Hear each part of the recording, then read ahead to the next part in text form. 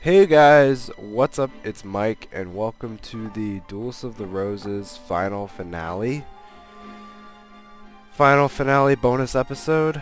I'm sick, so I'm out of it. You can probably hear it in my voice, I'm a bit nasally. I actually stayed home from school today. I'm feeling a bit better now, so I felt like recording this bonus episode, getting it out of the way. So what we're going to be doing in this episode is getting all of the, what are they called? All of the Immortal and Hidden Find cards. So basically, I'm not going to go through the entire duel of me actually going to the spot. I'm just going to take individual shots of me getting close to the location, what the card is, and then at the end I'll talk about all the cards individually. So if you remember correctly, we already got one. Let me see if I can't find him in here. Man, this newcomer sort is complete BS because it never... Okay, here he is, Carrot Idol. So he's an immortal type, and if you remember, immortal types are actually strong in crush terrain, and when they die, they do that. He also has really overpowered abilities. Carrot Idol is, of course, a Duelists of the Roses exclusive game. So, the next stage is basically we're going to go around to as many people as we can with our current deck cost of 1121. So what I'm actually going to do is I'm going to start with, wrong place. I was pretty close though. We're going to start with, we already got Manadon Fobleers too. So we're going to go ahead and go on to Seto and, other Manadon Fobleer. We're going to do other Manadon Fobleer first. I'm going to go through these in full just because they're so close. Basically what I'm going to do is I'm going to get the card and then surrender. We'll still get the card that way. We don't have to worry about actually winning the duel and going through having it take so much time, So this is the crush card terrain. All three of the Stonehenge locations are on the same spot, which is, as you remember, the grid goes 1, 2, 3, 4. So numbers go horizontally and letters go vertically. So this is A, B, C, D. So all the final bosses in Stonehenge are on D4. So this is D1, D2, D3, D4. Right smack dab in the middle. So basically we're going to get there before he can get there. Hopefully. And basically what we'll do is we'll just play some trap cards to make sure we get there first. So we already did the dark terrain chakra leader, Manadon Crop leader, of course, but you tried. You tried to fake me out so bad.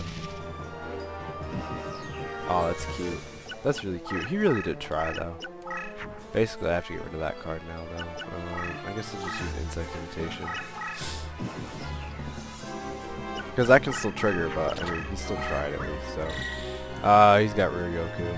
I think he's got multiple Ryokus in this deck, whereas in his other one, he only has about one, maybe. Right, so the Eye of Truth. Ooh, this is a fun card. So I'm going to surrender now.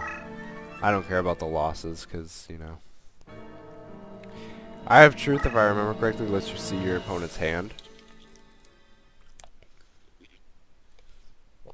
Man. I'm so sick. Not that sick, but So we'll go on to Kaiba, who is on D4 again. Man, Kaiba's got some nice music. I keep getting Discord mentioned, by the way. I apologize for that.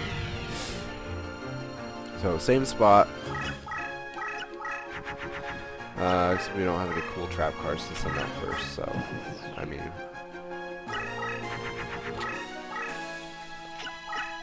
things can get complicated if he summons a pretty powerful monster there, but,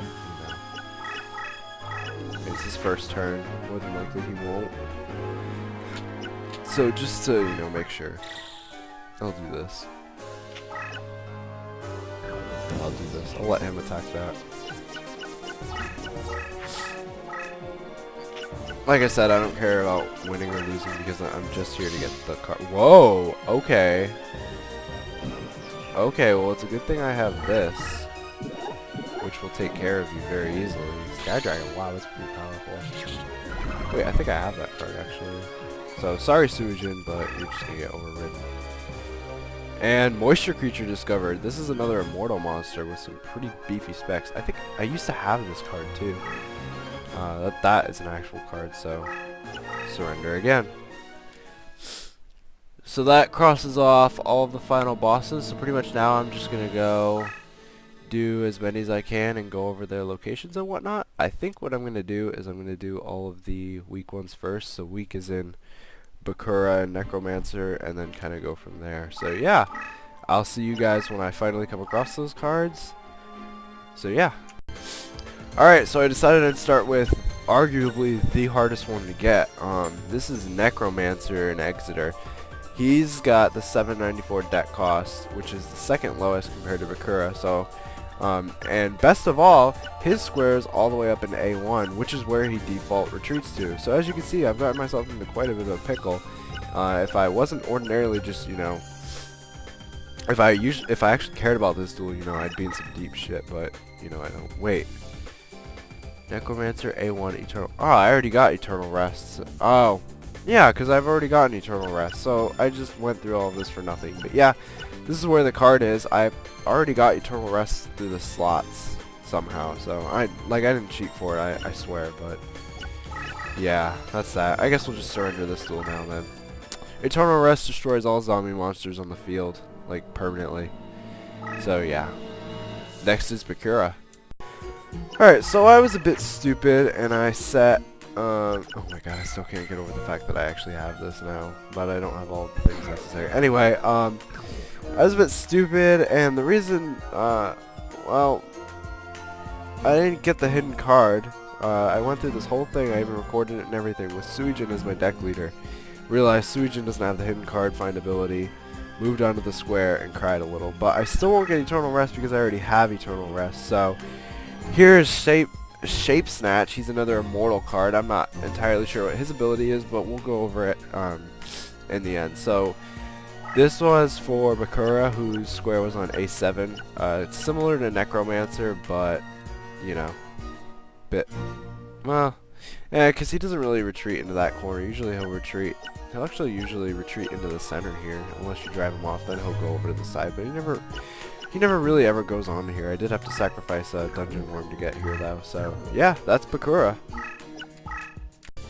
Right, so I'm back with the usual deck now, and I'm fighting Pegasus.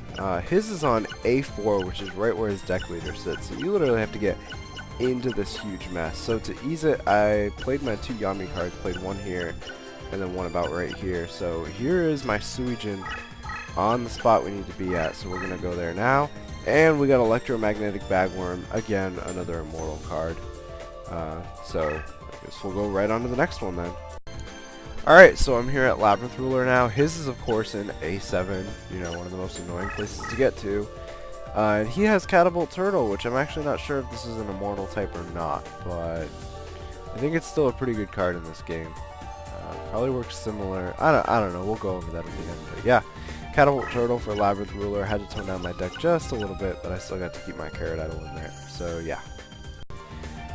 Okay, so I'm at Bandit Keith's. Wait, I'm at Bandit Keith's. I hope I'm recording the right screen. Yeah, I've been recording the right screen. Shadow plays weird sometimes. I'm at Bandit Keith's and read his location wrong. His is actually at C4 right here. So my genius self, you know, I thought it was B4. I thought this was C4. So it's right here where my deck leader is now, and it's Stain Storm, which destroys all machine type monsters on the field. So sorry you guys didn't get to see the artwork early. I feel bad. Here I am at Ishtar's. Hers is at D5, which is the spot I'm about to move up to. So I don't actually know what hers is, so let's find out. Oh, I guess that's not it. A, B, C, D, 1, 2, 3, 4, 5. Something's not right here. D5. Really now. A, B, C, D. Really? Somebody's got her thing listed wrong then, I guess. Alright, so some genius had it listed as D5 when it was actually D4. So this is hers, which is Jowls of Dark Demise, which is a another immortal type monster. So yeah, ooh, red eyes. Too bad the minute I play him on Crush card, he's gonna fucking die. Alright, so this is Weevil's, and his is at D7. Luckily, his is easy, and I'm really glad that this is the last time I'm ever gonna have to face this guy, because honestly, It's not even that he's hard or anything, it's just I hate looking at bug types and I hate the way this force field looks. So, last time we'll ever have to come back here. And if we ever do, we'll be prepared because we have Eradicating Aerosol, which destroys all insect or bug type monsters on the field. Wow. Very thankful. Alright, next we'll do Rex. Alright, so this is for Rex. His is at A7 again, just like Bakura, of course, in, you know, hard to reach space. And his card is Cold Wave, which destroys all dinosaur type cards in the field because, you know, they hate the cold for some reason. So next we'll, well, I don't know who's going to be next, but probably Darkness Ruler. Yeah, Darkness Ruler. Alright, so Darkness Ruler's card is located on B6, which is right here on this 4 square. They're really putting them out of the way. So, this card destroys all fiend monsters on the field. This is Exile of the Wicked. Kind of cool card, not gonna lie, I like the way it looks. So for this, basically, I just kind of made a run for it. He was doing some weird card shifting. He was doing more card shifting than actually moving stuff towards me. He's just really weird in general. But then I set up Carrot Idol and then, you know, he was kind of stuck. But he did manage to spellbind Dark Magician, sadly. So, yeah, next up, probably Taya. Alright, so here's the Kings, because I was going to do Taya next, like I said, but I'm getting shitty hands over here for everything. So this is on B4, so thank God we could just get this and get out of here. Warrior Elimination would have been really nice to have in my deck for this duel. I did have, as you can see, I had, what's his face over here? I had Carrot Idol over here, but his Judge Man just annihilated him, so. Yeah, whatever, glad I can get out of here, because I already lost the first time. I didn't want to have to do that a third time. Alright, so now we're on to Taya, and hers is super easy to get, thankfully. Hers is E5, which is right here, actually, right where I'm about to move my card. So, hers is Servant of Catabolism, which is another crush card, sorry, Immortal monster. I don't know what he does, but, you know, here's Jowls of Dark Demise in my deck. I'll save his effect as a spoiler. It's a pretty good effect. So next, I guess, would be Tristan with his Crab Walker strategy, or whatever, you know?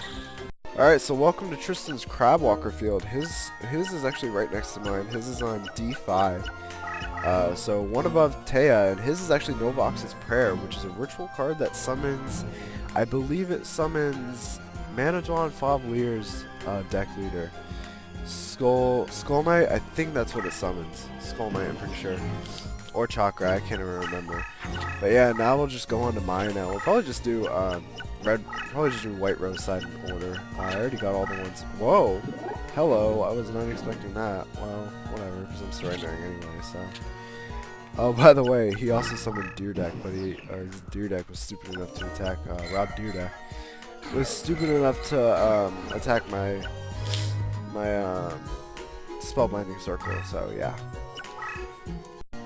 Alright, so this is mine, as you can see, I almost got killed by her. I was waiting for, oh, I didn't mean to spoil it effect now, but hers is E7.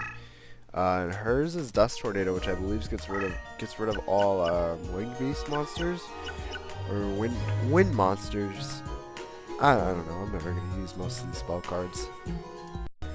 Alright, so now we're on to Mako. Oh, what am I doing with my life?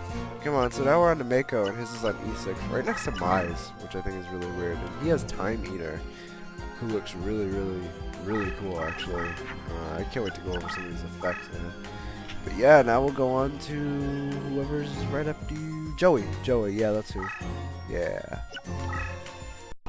Alright, so here we are fighting Joey with his, vertical Crab Walker field. Ooh, Kazugen. So his is on E7 in the same spot as someone else's, and he has Regress Lever, which is an immortal monster. He's pretty cool if I remember correctly, but yeah, next is someone else. Right, so Shadi's is dead center. Shadi, you a 10. Is dead center right here, and he actually has Soul Eater, who here's a really good card. It looks really cool. I mean, all the immortals look cool, but yeah. Next will be, I don't know, I can't remember. I think it's Grandpa who's next, but Grandpa's is not going to be fun. That's all I can say. Alright, so here we are in Grandpa's, who's actually the last one. I'm kind of glad I saved him for the last, because he's actually not necessarily the hardest, but just the one who's the most annoying to get. His is right here. This is C4. So his card is Dharma Cannon, which I guess it's an immortal. Doesn't really look like an immortal, but yeah. This was a pain to get to. Basically, I used a magical labyrinth over here, and it changed this one. And then I pulled out Catapult Turtle, whose, spoiler alert, his effect, because he's not an immortal, so I'll spoil it. Enters labyrinth squares and transforms the occupied square into normal. So he broke down this one. So that's how we managed to get there. So yeah, now we'll surrender. Excuse me. I am sick, remember.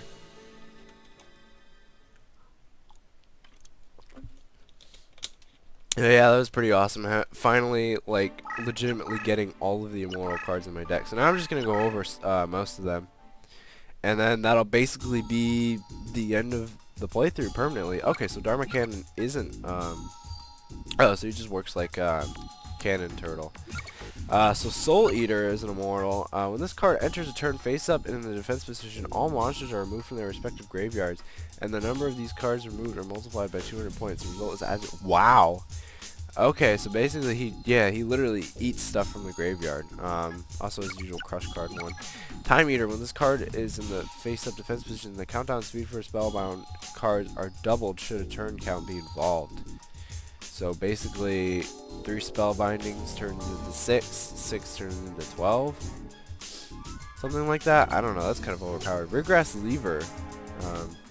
I have other names for him, but when this card is flipped face up, all players must discard their current hand to their respective graveyards. Dust Tornado, we already went over that, destroys all Winkies. There's some others in here.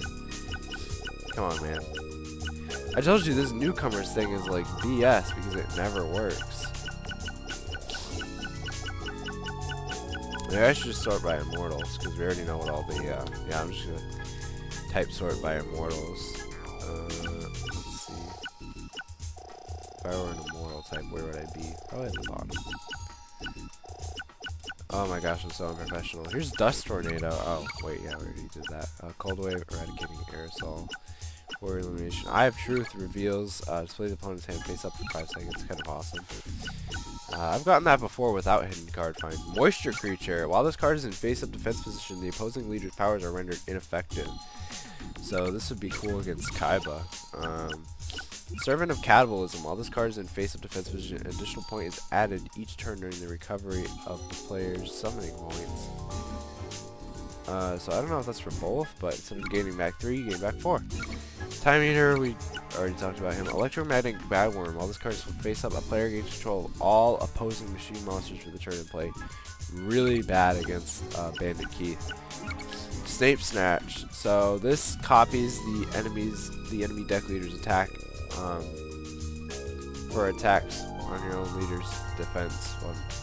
What? I guess it just copies the leader's stats. Jowls of Dark Demise. This is the one that I was trying to save because this one, from what I understand, is really, really, really ridiculously overpowered. So when this Parasite card, so they don't just call it a regular card, they call it a Parasite card. While it's flipped face up in battle, it takes control of the opposing card, or when it's flipped face up in battle. When the controlled monster is destroyed in battle, this card is revived in the controlling player's summoning area, other than its current location. The nature, effect, and destruction features of the monster that's taken over are rendered ineffective. So that's kind of overpowered. I put him in my deck because I wanted to try him, but yeah, that's, oh man, it kind of hurts saying goodbye, but I'll tell you what, we'll do one final reincarnation of Fake Trap to see what kind of ritual cards we can get, if any. So we get Sparks, another Fake Trap, and what's this? Witch's Apprentice. Oh, it's so disappointing. We didn't even get any ritual cards. Actually, how I got Hamburger Recipe was by reincarnating a bunch of times. So, man, wow. Oh, Novox's Prayer. It's 2 warrior monsters and Mystical Elf, which I have Mystical Elf to summon Skull Guardian. Yeah, that's what I was thinking of. Man, I can't believe it. Take one last look at this deck, though it's not in its, final form, because this will probably be the last time you'll ever see this. I'm gonna go back to pimping this out, and then, I'll probably still play this game, but wow. I can't believe I actually did it. Like, I actually fully completed the game. So, Overall, let me see. Is there like a number sort? There's no number sort. Man, that's terrible. Oh wait, I have Zoa? How long have I had Zoa for? Okay. So I figure last thing I'll go over is the library. So I completely forgot about this. Basically, this shows you what cards you've seen in, you know, numerical order and whatnot. So let me just go figure out. Can I figure out what 666 is? 666 is unknown. So yeah, basically you can go through, even if you don't own the card, you can go through and look at all of the cards, and if they are, you know, it goes by numbers and stuff, and if they are a monster, you get to see them in 3D. So hold on, let me find a cool one. Let's do Electromagnetic Bagworm. Actually, no, let's do Moisture Creature. So yeah, you just hit X to view them in 3D. Here he is, and you're in this really cool, you see the crush card square in his little thing. I think all of the immortals are like that, actually. So you can zoom out, zoom in, that's kind of cool looking. I don't know, I've spent hours in this thing before, embarrassingly enough. So yeah, really cool. Kind of cool, you just kind of get to see him float there. Man. Feels good. I mean, I've beaten this game before, but man, it feels good beating it again on my channel and actually, you know, finishing something for once. So I'm really pleased with myself, and I hope you guys really enjoyed the series, because I had so much fun playing it, honestly. So stay tuned for the next one, which is going to be Dark Cloud, as I said, unless you guys have other suggestions. Then we'll just go on to Dark Cloud then. Dark Cloud's pretty fun. I love Dark Cloud. Oh, you can't view cards you don't own in 3D. That's really disappointing. But anyway, yeah. Kind of getting emotional. No, I'm kidding. I'm just really sick. But yeah, I can't wait to see you guys in the next playthrough. And until then, I'll see you guys.